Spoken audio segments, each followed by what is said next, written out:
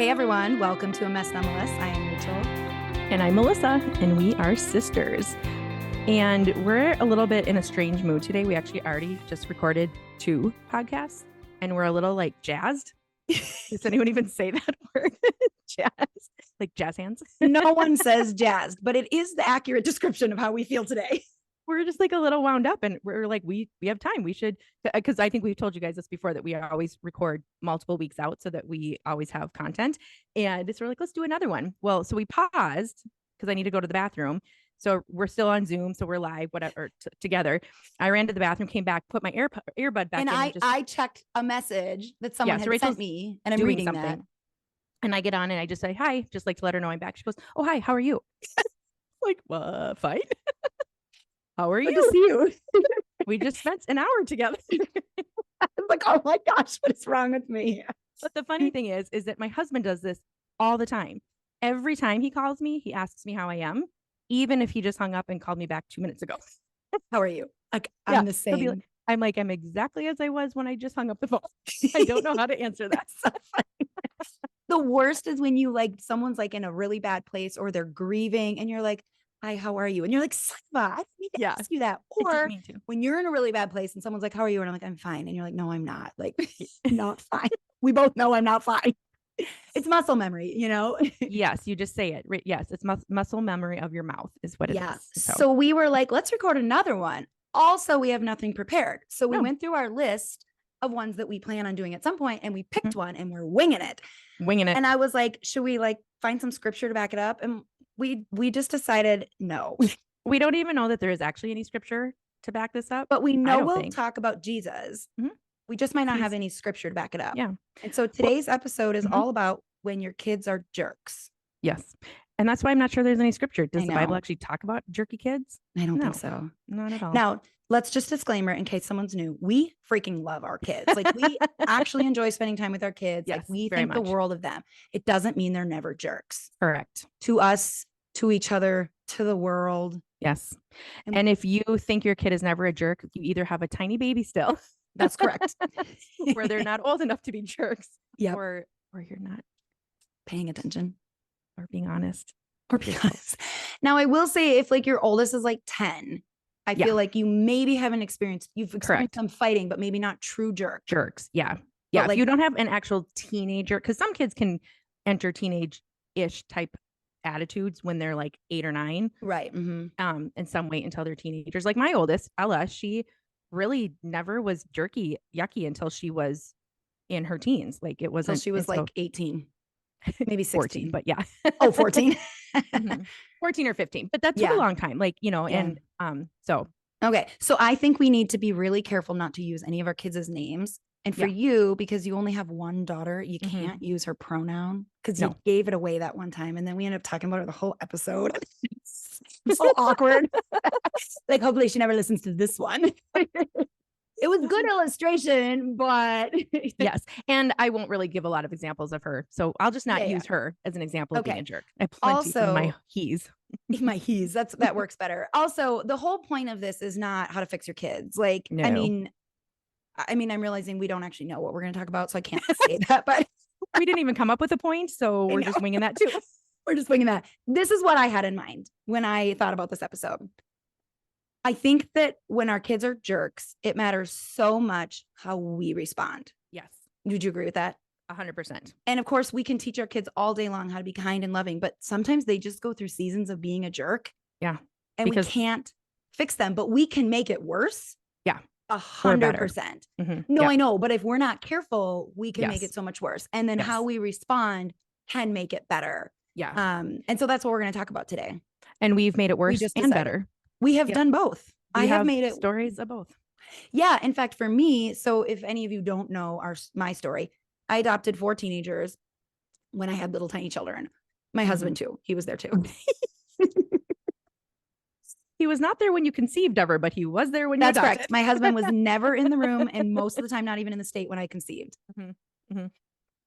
Show of hands. Who wants to know the story? Oh, you all raised your hand. My husband, however, was there one time when she and our mother.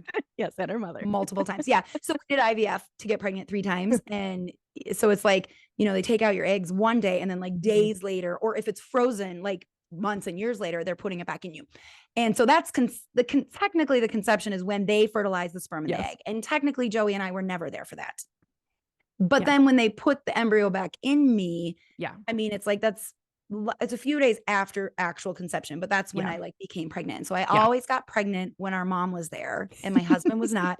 And one time there was a snowstorm and Bill, Melissa's husband, had to bring me because, and my mom and our mom too, she went with. And so, in fact, one time I was on my way to Michigan to do our embryo adoption because the embryos were at our embryo donors clinic.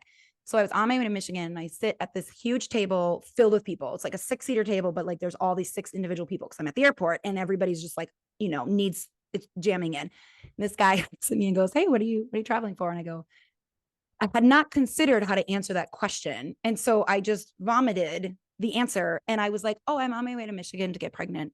Also, I'm traveling alone because my husband's got to work." The guy was like, "I'm just hoping to find someone who will help me get pregnant." I don't think we've ever sworn on this podcast, but he was like, looked at me like, "What in the literal hell, lady?" Exactly. Okay, let me. Hey, can you hear me laughing this time? Yes, I can. We have fixed it.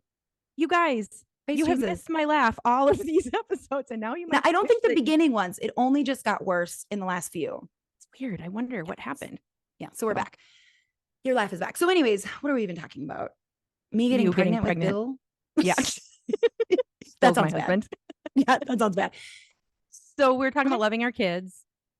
So I adopted 4 and then you adopted 4. Yep. When I was having younger kids. And now I'm on round 2 of teenagers because I have 2 middle schoolers, one that's almost going, he's going to be going to high school, and then one that's almost 10. And so it's like he's moving into that preteen years. And so I'm on round 2. And so I did it all wrong with the first ones. And so lucky for my second batch, they're getting a much better mom. I highly recommend batches of children. Get your experimental batch out of the way. That's right.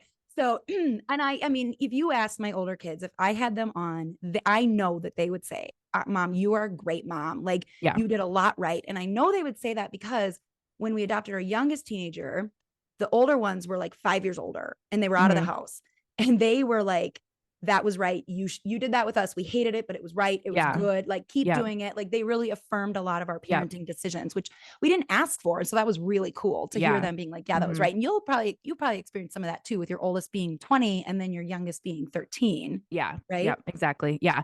Well, and I actually will go to my older one sometimes and be like, "Can you help me? Like, are we?" Because sometimes we can't remember. And and obviously their personalities are all different and stuff, but sometimes I don't know, and sometimes you just get tired. You're like, "Oh, I've done this so many times." Oh my gosh, I know. Do we still have to be parenting? Sometimes I look at my 5-year-old, I'm like, "Oh yeah, really? I still have you." And he's the one who you need to pay the most attention to. He is definitely the one I need to pay the most attention to. He's got the biggest personality. I know. Oh my gosh. So what does it mean when our kids are jerks? What does that look like to you? Yeah, to me, because we're not asking our audience. No, because they can't answer. I mean, you guys can answer in your own head, but I feel like you might need us to talk. I actually kind of thought you were asking. So I was like, just waiting. And I was like, "What am I doing? Oh gosh." Remember, this is not interactive. Drugs or something before this. Oh my gosh. I don't do drugs. I never even have, not even once. Melissa has. Not at all. Well, thank you. That's why you were making that face. I thought you were about mom. You were going to talk about mom? Because what? I can't hear you. Stop laughing. I was going to tell a story about mom and then I second guessed if I should. And now I feel like I need to because you mentioned her by name with drugs. Yeah. So our mom does not do drugs either. Just to clarify. But one time she says the funniest things. If you guys have not listened to our podcast where we interviewed her, or where we didn't really interview her, where she chatted with us, you have got to listen because you're only getting a snippet of who she is and she's amazing. She's ridiculous. And us laugh all the time. And she doesn't even try. So one time she was driving kind of terribly and she goes, "I don't even." Yeah. To be clear, she does drive terribly often. Yeah. But she's not always aware. She's not always aware she's driving terribly. This time she was aware and she goes, "I don't even understand. I'm not even high." What? She's like, "Yeah, I don't know why that's what I went to. I'm never high." I'm like, I don't think mom has been high since the 70s. Even that was probably hardly at all. Oh my gosh. She makes us laugh. So I'm acting like I'm on drugs. But just to be clear, never even done them. And also It is Rachel on threw my me under bucket the list. bus by saying Melissa's done. Well, I thought you were making the face like, oh, I can't say the was same. I was a high schooler who did smoke a pot a little bit. So yeah, anyways, bit. We'll go. I'll never forget the time mom came in our room and was like sniffing clothes. And I was like, what is she smelling? She's like, it smells like fire in here. And I was like, oh, okay. She did not mean fire. She meant weed. I was in 7th grade. So she was just really trying to cover it up. Okay. So kids being jerks. You're asking me. Hi. So, okay. Hi. How are you? Good. How are you? Yes. Okay. So there's lots of options that I could say. I would say one of them is my kids being a jerk to me, right? Like they just, everything I do is wrong. Everything I do is gross. Everything I do is like, I'm Stupid. An idiot. Stupid. Yeah. There's that. There's times when your kids just act like we literally know nothing. And you've been in my presence when one of my children has acted like that. And you were like, I have never been mad at that child until now. Yes. You called that child out and you were like, seriously? Oh my gosh. And like, we love our like nieces and nephews so much. Like we've had to discipline them over the years when they were like younger and stuff, but like they know we have their back. Yeah. And so if you have to step in, it's like, oh, Missy stepping in, you know, it's like, wow, it must be bad. And so there's that. And then there's like, man, kids are just being jerks to each other. Like bullying. I mean, I would say I've seen my kids and you've seen your kids literally bully each other. And I have said that to them. If this were happening at school, you would be kicked out. Yep. Like, I know you think that it's okay because they're your siblings. It's not. And I talk about how you're causing damage to your relationship and possible future trauma. And you might be the words they have to fight through, the lies they have to fight through in the future because your dumb self. I mean, that isn't what I say. We will never be the reason they have to fight through lies in the future. That's like, I'm bullying my kids. Stupid idiot kid. If you didn't say that. I don't call my kids that, but I just say it in my head. Like, and to each other. Just to each other. Yeah. Yeah. And so it's like, you're acting like really a dumb kid and being mean, but like you're causing damage to another kid who didn't deserve it. Right. So I don't call my kids names, to be clear, only to my sister and in my head. Yeah. But, so there's that. And then there's times where like, I have kids who've been adopted and come from a traumatic life and they've been jerks to me because they're hurting and because they're pushing you to prove yourself. Yeah. They're pushing me away. And that is hard because they know how to push they have been taught how to push people's buttons and push them away. And they're smarter than like just your average kid. They're more manipulative and things like that. Well, I've dealt with they need you to prove that no matter what, you're not going anywhere because the everyone only before them has proven that they will leave. Correct. So, the only way to do that is to be terrible. Yep. And then see, are you still going to love me or are you going to leave me? Yeah. And so I've had all of those. And then I've had times where like a kid is just hates the world. Yeah. It's like, they're just mean to the world. They're just grouchy, but not like I slept poorly. It's like a couple weeks of just like a kid who's like, I believe the Bible. I believe in God. And then he's like, why did God even do that? Why? And he's just angry at everything, not at God necessarily, but he's like, I can't even believe the Bible. I can't even believe you. And it's just ugly. Right. So that's what I think of when I think of my kids being a jerk, is those kind of scenarios. Do you have other ones to add? I think you listed them all. I mean, obviously there's so many breakdowns of like, what does that look like to each other? What, like when they're rude to each other, what does that look like when they're a jerk to us? But no, I think you hit it on the head. Yeah. Now thank you. I will say Melissa has wonderful kids and I have wonderful kids, and my kids and Melissa's kids, they're not bullies to other kids. No, not that we know of. Not that we know of. And like other people think highly of our children and like adults and kids and friends, and they have good friendships. So we are actually talking about, that's what we're talking about now, is our kids being jerks in kind of the safety of their home. Yeah. Not to the world. Like that's a whole, if your kid is bullying or like traumatizing animals, that's a different story. We are not talking about that. No. And we're talking about it from an aspect of, obviously Rachel's adopted kids who had come into the family with trauma. There was another level that we had to work through as a whole family, not, you know, it was all of us really. But once they've kind of gotten to a place where, well, they're not really jerks anymore because they're adults and they're wonderful, but they are. Yeah. They're not jerks. So, they are wonderful. Yeah. It was unclear, but I was. Yes. So yeah, we're talking about from like a healthy home. Like, I'm not necessarily saying two parents, because you can have a healthy home with, you know, with divided families and things like that. We're talking about where there's like love and respect and you're involved in your kids' life. Like obviously there's a whole level of neglect that's out there that can make things worse. So we're just kind of talking about your average family who just involved and loves each other. And so yeah. So I know for me, like what I have learned, and this has been huge, is I cannot engage in like the control aspect of like, you will not act that way. Like you owe me an apology. Like you, I'm not saying I want them to act a certain way. And I'm not saying they don't owe me an apology, but like come down on that authoritarian, because what I have found is it makes them jerkier. Yes. Because then they're like, oh, you tell me I can't. So now I'm going to do it even more. Yeah. And so what I have found, I think you would agree with this, is that sometimes giving them their space. Yeah. And even saying like, I don't love how you're acting right now, but you got to work through it. Right. Yeah. And then speaking into them, I know you're not going to be this way forever. I know this is a season, like building them up. I know more good is to come out of you. Like this is not who you are. And I know that. And I get that you feel this way and you're acting out in your feelings. And there is, you know, what better time to do that than your teenage years before you leave the home, right? Better to do it in the safety of your home, your loving home with your loving parents, than out in the world where you just burn bridges all on your own. Yeah, exactly.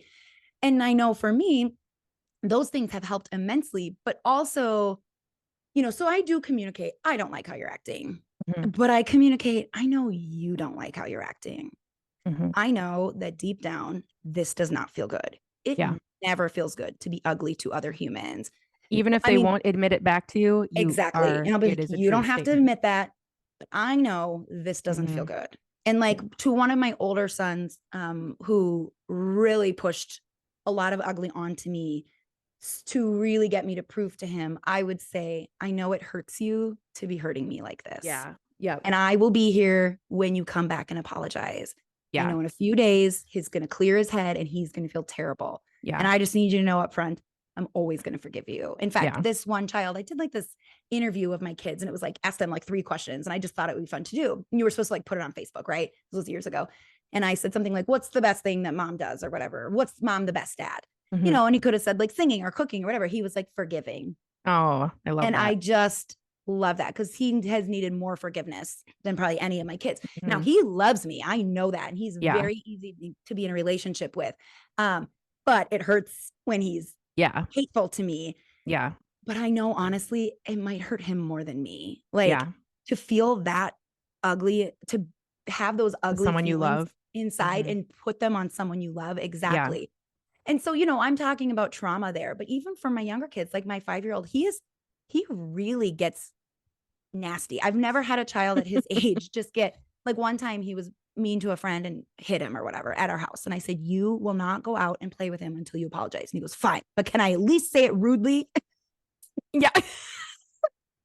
Okay. So step 1, apologize. Step 2, no, you cannot be rude. It's like, he's just got this big personality. Yeah. And I will say to him, I know it doesn't feel good when you're acting like this. And he agrees, no, it doesn't feel good. And he's little enough that I can get him to admit that. It's harder when they're older, but so I think that how we treat our kids when they're acting like jerks matters immensely. And it shows them like God will always forgive us. Not that we have permission to go and be a-holes, but he will always forgive us. And if we can model that, it does help them, I think, understand the goodness and the faithfulness of God and his beautiful mercy when they see that in their parents. But like when we model the opposite. Yeah.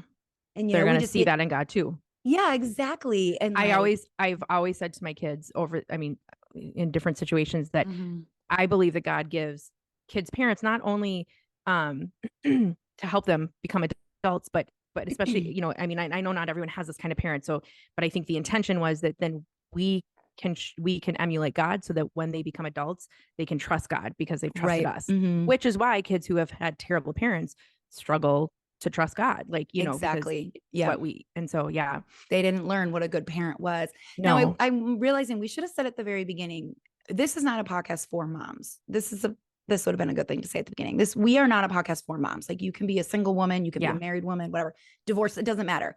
We want all of our topics to be applicable. This is specifically a parenting topic because we don't think we shouldn't do parenting topics, just a little bit more sporadic. Yeah, What'd you say? it won't be our focus, our main focus. But I want to, if you've made it this far, which I wish I would have started with this, if you've made it this far and you don't have kids, I think that these concepts can apply to all relationships. You got a boss that's just a jerk.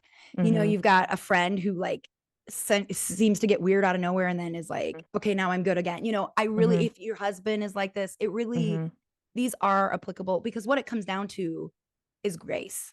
Yeah. Is giving people the grace to go, I know that this is a season. I don't love it. It hurts me. We're going to have to, you're going to have to make some things right when you come out of it. But like, I can't force you out of this season and you got to work through it. And I, Rachel, have been through gross seasons. Melissa, you've been through gross seasons. And we don't want people to walk away from us because of them. And of course, I don't think most people are walking away from their kids because of it, but they might unintentionally close some doors to a future healthy relationship by not handling it in a gracious and loving way. Correct. And then humility comes in too, because it hurts our pride when our kids that we're supposed to be the authority over them. I mean, that's biblical.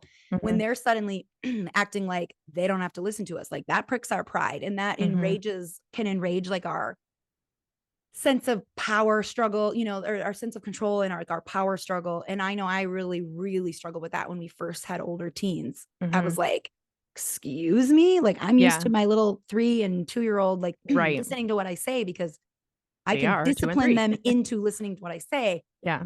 But it doesn't work that way when they're older. And on top of it, they're becoming adults and they're trying to figure out what kind of adult they want to be. And we want to, like I said, speak into, you're going to be a great adult. Like I believe that even when they're being craps.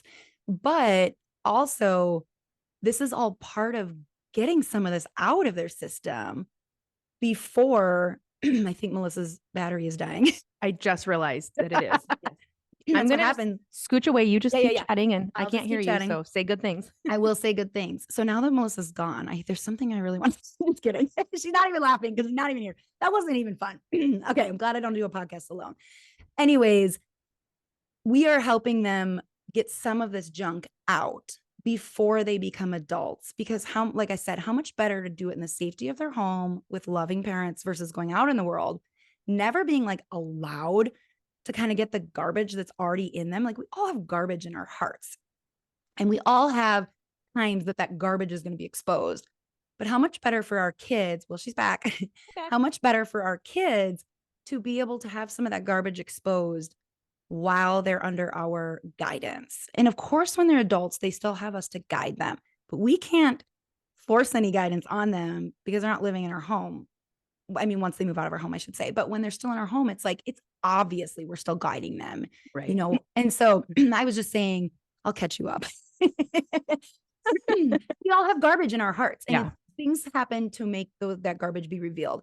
And the more things that can be revealed garbage wise in our home and us helping them with the healthy way of working through it, the better. Bill and I are always saying, how can we send our kids off into the world and not be bombarded because we didn't walk them through things? Not be bombarded. From so many angles, whether it's learning how to navigate the internet in a healthy way, like how to make good decisions about staying out too late or what, I mean, just even, you know, all these things. And yes, how to deal with your crap is part of that. Yeah. So, one of the things I keep thinking about with kids when they go through jerky phases is, because some are longer than others. Sometimes it's just for a couple weeks. Sometimes it can be a year, you know, and especially when it's long, there's usually a deeply rooted thing happening. It's not usually just them being jerks. There's usually something going on. At least that's what I have found thus far. And so to be, not every kid is going to talk to you about what's going on. Sometimes they don't even know what's going on. Right. But being very mindful and prayerful about it. And when they have soft moments saying, you know, you haven't been quite yourself lately. Is there something going on that I don't know about? You know, is everything okay at school? Like just, and sometimes they know and sometimes they don't. Sometimes they'll tell you, sometimes they won't. Sometimes you find out in a really terrible way later and you're like, why didn't you tell me this? And so just being extra aware and soft and sensitive towards that. And praying for the truth to come out. Right. Yep. Because if your child is doing like drugs and you don't know it and they feel shame or maybe they feel trapped up in it or they don't know they're sneaking and they're lying, right? Like that doesn't feel good. even if they keep doing it, it doesn't mean it feels good. And like for you, when you actually had your little stint of smoking weed, you confessed it. It's like you wanted our parents to know. Yes. Yeah. It's like, exactly. of course you didn't want to get in trouble, but like you also didn't want to be figuring those things out alone. And yeah, exactly. Yeah. Mhm. Another thing I would say about when your kids are jerks is it's almost not usually, it's almost never about us. Like I'm not Yes, I was just gonna saying, say that. It's yeah, I'm not saying we almost never can't contribute. personal. Exactly, but it can feel so Right. personal. And Yes. you know, as I have several friends who are having kids transitioning into their teenage years right now or Mhm. about to be. And what happens naturally is kids just don't want to hang out with you Right. anymore. They don't want to spend time with you. They don't want to um talk and talk and talk to you. Like they, Mm. you know, and I have some talkative teenagers and they still Yeah. go and have their own space or whatever. And when a couple years ago, my kids would play games with me all the time. I can Mhm. hardly get anyone to play a game with me now. If Mhm. Rachel's over That's or right. my mom's When over, Ray then Ray's they'll in play. town. Yeah. And I could be so hurt by that, or I could be like, yes, I get to play games with my kids today. Cause I know it's It's not not about about, me.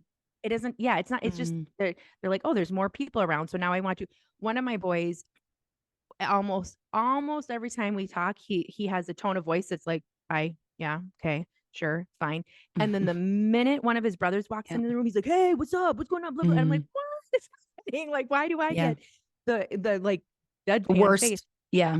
Yeah. And it's not, I know it's not about me because we've had this conversation because I have had to make sure, have I done something to hurt you? Mhm. Like, Right. is there a reason that you're so standoffish when that didn't used to be the case? And he has said, we probably had this conversation 3 times over the last year. And the third time I was like, okay, I have to trust that you're saying, no, it's not me, that it's not me, because Mhm. I've given him plenty of opportunity to share. Right. And And so, that is a really good question to ask your kids. Have I mhm, done something to hurt you? mhm, Because if so, then we got to fix it. It's a yes. huge Yeah. step. I'm glad that you Yeah. mentioned that. But Yeah. yeah, like our kids' bad choices or bad attitudes, it so often is about what's going on inside of they're so Hmm. self-focused. Like Self-focused. that's developmentally, Yep. scientifically true. What's They're going to so happen? Yeah. self-focused. It's so often not about us. It And is. so if Right. we take their choices personally and Hmm. like, oh, you're just hurting me so much when you make these decisions. Like, we don't allow them to Yeah. one, be honest with us, two, Yeah. be themselves with us, Yep. three, go through get their garbage out, Yeah. figure out what does it feel like to have this garbage out in front of, on for We show. can't fast forward them through the natural aging process that Right. happens in our brains. Like we just Exactly. can't. Exactly. Hmm. So yeah, I think that's really huge. And letting our kids tell us what they're feeling, even if it's Even if you don't want to hear uncomfortable it. for us. Exactly. It's That's That is, important. It's yes. huge. I've always told my kids that I would rather them be themselves in front of me. So whoever they're in front of their friends, I want them to be that way in front of me. Yeah. And that It's has not been, always great. it is not. And there's times where I'm like, why did I say that? But they're like, you told me to be myself. I'm like, I know. And I said, I was hoping it would make you better. Yeah. I was hoping they wouldn't want to be in front of me in front of their kids. But the reality is that at least I know whether I like what comes out of their mouth sometimes, whether Mhm. I like the intentions of their heart. It's them saying it around me or not around me isn't going to change it. It's still Right. there, but at least Mhm. I know what's going Mhm. on. Yeah. And so letting your kids be imperfect, letting them be teenagers, letting them, Mhm. and I'm not saying letting them be disrespectful and rude, but also being really careful what battles you pick Yeah. in regards to everything about them right now. And yes, know? really be careful of which power struggles you're going to get into. Yes, Cuz because like it can go bad real fast. right, cuz like Joey, he's always a little behind me in like understanding the big picture. I'm a very Hmm. big picture person and he needs Hmm. me to like show him the big picture. Yes. And then he's so like humble and loving about, yes, you're right. But he had an issue with Brighton recently, our 14-year-old, and he got in a power struggle over making Brighton say sorry. And Brighton was like, Yeah. I'm not sorry. I don't feel sorry. I'm Yeah. not going to say sorry. And I was like, this is the dumbest thing ever. Yeah. Just tell him when he's ready Right. to come and talk to you. You don't even tell him he needs to say sorry. Just when he's Yeah. ready to come and talk to you, he's going to go in his room and he's going to stew and he's going to be angry. And then eventually he always comes out. And Joey Exactly. was like, you're right. I'm like, he's not 5. You Yeah. can't make him, Yeah. you know, say he's sorry. And, Yeah. Well, and you don't really want him to if he doesn't mean it, because then and that's what are what we he's teaching like, you're them? right. Yeah. You're right. Clearly he doesn't mean it, but he got into Yeah. this power struggle. And I was Yeah. like, honey, this is not the power struggle you want to get into. Like, Yeah. we've said no to Snapchat and maybe we'll say yes at some point, but for now it's still a no. And I'm like, that's where we're going to hold our ground. Like, Yeah. that's something we have not felt yet that we need to have in our house. Yeah. And I don't, I know most of your kids have Snapchat. So this isn't about Snapchat, not like making it's just a judgment. your decision. Yeah. Our decision. And that's something we're like, we're still standing firm on that. Yep. That being said, I'm not going to force you to say sorry if you're like, I don't feel sorry. I'm not going to. It's like, it's not going to make it better, and being very careful about the battles we choose is huge. Yeah. Exactly. And like, honestly, we're not supposed to be their friends over their parents, but like everything we do we should have in mind the future of our relationship with them. Yes. Is this decision I'm going to do right now going to affect the healthiness of a future relationship with this child? Yeah. That should, like, I started writing a book years ago and I have not finished it, but God put the concept on my heart and it's 5 years from now. Is this decision what will 5 years look from? Yeah. Based on what's happening 5 years from now look like? Yeah. Based on this decision that I am making. And Yep. is it worth putting my foot down? Yep. If it potentially doesn't allow me to have a healthy and happy relationship with them in the future. And like some of my older kids, like they just make dumb choices. They just do things. I'm like, yeah, I don't agree with that. And I am not proud of that. But at the end of the day, like, it's their choices to make. Yes. And I would rather them know that they can always come to me, even if I don't approve of their choices. Right. Because I'm here and I love them. And that matters to me a lot more than being like, until you stop making that choice, I won't be in a relationship with you. Or like, I'll withhold something from them, Yeah. And parents do that. They'll be like, you can't come to family Christmas until you stop doing drugs. And it's like, I'm not saying there's never a time and place for that. Yeah. I'm not. But also, like, could you just, like, I have said to kids, there. be very careful getting there. And I have said to kids, maybe just don't show up high out of your mind. Yeah. Right.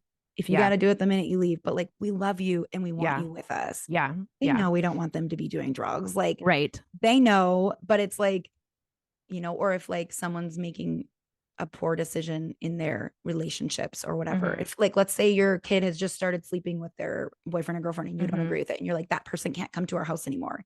Right. You're shoving them away. You're shoving them away. Be really careful what lines, when they're at this age, what lines you draw in the sand. And your adult children, you truly don't get a say. Yeah. And you do not, it will only hurt your relationships with your adult children to tell them your opinion on everything. Yes. If you asked my kids, does your mom agree that, or like, is your mom okay with this? Like, literally list 10 life choices they're making. They would probably be like, no, yes, no, yes. They know exactly where we stand on things. But when they're like, oh yeah, like I smoked weed earlier today, I'm not like, oh my gosh, you know how I feel. You shouldn't be. No, I'm just like, that's your choice. And telling adult children your opinion on everything literally just hurts them and your relationship. And your teenagers are in training to become adults. And so you start practicing now about like, the thing that I say to my teen sometimes is, if this is something you're choosing to do, this could be a consequence from it. Like, and it's a fine line between giving your approval to things that you don't like and letting them know, but I'm safe. And I would rather know what you're doing than, like Rachel mentioned, if you don't want your teenager sleeping around, obviously that's understandable. I would rather know that they are, so that I can be a part of that. And are you making safe choices? Yes. Like, and just, and then talking them through some of that, and versus them just lying behind my back. Like, I don't,